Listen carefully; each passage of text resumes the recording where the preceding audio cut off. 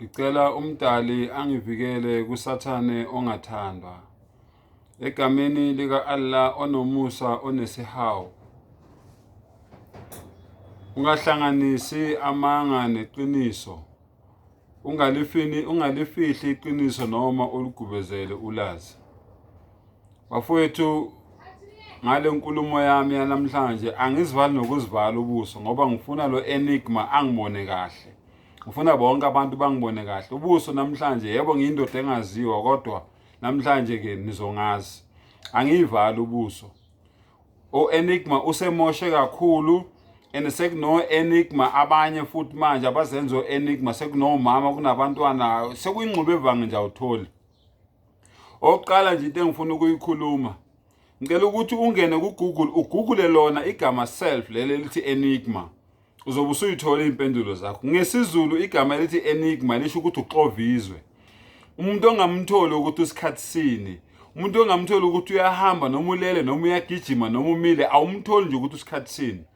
Uma uqhubeka nayo iyakuchazela futhi ukuthi umuntu obizwa ngo-enigma umuntu ofuna ukuhlala ngesikhathi ebukwa, ufuna ukubonwa, yonke into ayenzayo ufuna ukuphumela eshashalazini, abonwe kube uye nje obhekwe abantu, udraw i-attention yabantu. Umuntu enigma umuntu onjalo. Umuntu oxovizwe nje, umuntu oxova abantu, umuntu ongamzwisisi nje, umuntu ongam-understand ukuthi kwenzakalani. Manje ke bafowethu, ngifuna ukugeqa amagula ngalo enigma namhlanje. Mina ngizikhulumeli mina into eziphuma kimi mina. Yonke into engiyikhulumayo ngiyithatha embhalweni. Ngicela ukuthi nawe ke la ukhona uvule lakhe iBhayibheli. Ngivule la incwadi kaDeuteronomy 13. Deuteronomy 13. Ngicela uyizwe kahle le ncwadi. Ikhuluma ngalabantu abazibiza ngabo enigma laba. Abaloku beqamba amanga bethi uJesu ukhuluma nabo. Okokuqala uJesu wayengasazi isilungu, wayengasazi isuthu, wayengasazi isiZulu. uJesu akazange abe khona emhlabeni at all. uYeshua owaba khona emhlabeni. And uYeshua akakaze afundise ngenkolo yobuKristu. Akakaze afundise ngensindiso leyo enigma akhuluma ngayo. Enigma kahle kahle uyacanvasa, ufana nomuntu oyenza ama-elections njengoba kusuke kwenza ama-elections ama-political parties. Ucanvasela abantu abasindisiwe ngoba mawuthi uyabheka izenzo zakhe, izinto azikhuluma yini umehluko ku-enigma ngoba bonke abantu abangamaKristu bayafana nje no-enigma. Ukuthi ngoba ke la abanye amaKristu bona baxubile, abanye bayahlabela nedlozi, amathongo ini. Kodwa nje mawubheka ibelief bayafana bonke, bathuka uNkulunkulu, bathi uNkulunkulu ziqu intathu. Wonke amaKristu, akekho umKristu ongasho njalo. Kwanayo enigma. Kwanayo enigma uyasho ukuthi uJesu uNkulunkulu. Sibe sazi sonke ukuthi uJesu isidalwa sikaNkulunkulu. Wadalwa umuntu, igama lakhe wazalwa umuntu, igama lakhe uMaria. So enigma nawe uyasho ukuthi uJesu ungomunye wobuthathu bukaNkulunkulu, uyasho ukuthi uNkulunkulu uziqu intathu. Enigma nawe uyasho ukuthi usindisiwe njengoba bonke abantu abasindisiwe. So anguboni mina umehluko. uEnigma yena yonke lento ayikhulumayo vele ngamaKristu uqinisile. Vele amaKristu ngoba wakhonza uNkulunkulu ngendlela kumele amkhonze ngayo ayesihogweni vele. Vele amaNazaretha ngoba wakhonza uNkulunkulu ngendlela kumele amkhonze ngayo ayesihogweni vele. Kodwa yena ke uzishiyelane yena njengo-enigma ngoba naye zehla zonke ngoholoko, zithupha izinkomo zasibaya sinye, zithupha zegwayini, zehla zonke ngoholoko zesihogweni. Manje ngifuna ukugeqa amagula ngalo enigma namhlanje. Wonke umuntu amazi ukuthi enigma uNkulunkulu uthini ngomuntu ofana noenigma noma nalabantu laba abazibiza ngabo enigma eBhayibhelini. Lalela ke. Deuteronomy 13. Uma kuvuka phakathi kwakho umprofeti noma umphuphi wamaphupho akunike isibonakaliso nesimangaliso. Isibonakaliso noma isimangaliso akhulume ngaso kuwe bese senzeka athi masilandele abanye onkulunkulu ongabaziyo sibakhonze.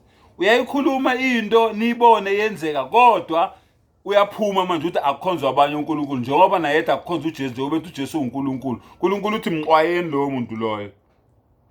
Awuyikulalela amazwi alowo mprofeti noma lowo mphuphi wamaphupho ngokuba uJehova uNkulunkulu wakho uyakulinga ukuba azi ukuthi uyamthanda na. Njengoba uNkulunkulu esithumelela abantu abafana nabo enigma, uyasilinga ufuna ukwazi ukuthi siyamthanda na. Yonke lemisangano lesitshela uEnigma sizoyilalela yini? uJehova uNkulunkulu wakho ngayo yonke inhliziyo yakho nangawo wonke umphefumulo wakho na. Niyakuhamba emva kukaJehova uNkulunkulu wenu nimesabe, nigcine imiyalo yakhe, nilalele izwi lakhe, nimkhonze, ninamathele kuye. Yayibona? uDeuteronomy 13 lo engikhuluma ngayo uqala kuverse 1 uphelele kuverse 4. Ngoba kuverse 5 isikhulume enye indaba kuverse 5. Mawusuka lapho bese ke manje uya kubani? Uya kuJeremiya 23. Uye kuJeremiya 23 uqale lapha kuverse 16. Usho kanje uJehova Sibawothi uthi, ningawalaleli amazwi abaprofeta kini, banifundisa okuyize, bakhuluma umbono wenhliziyo yabo. Yes, enigma. Khuluma into ayicabangayo. Awumazi ukuthi uzothini namhlanje. Umbono nje wenhliziyo yakhe. Bakhuluma umbono wenhliziyo yabo, banifundisa okuyize.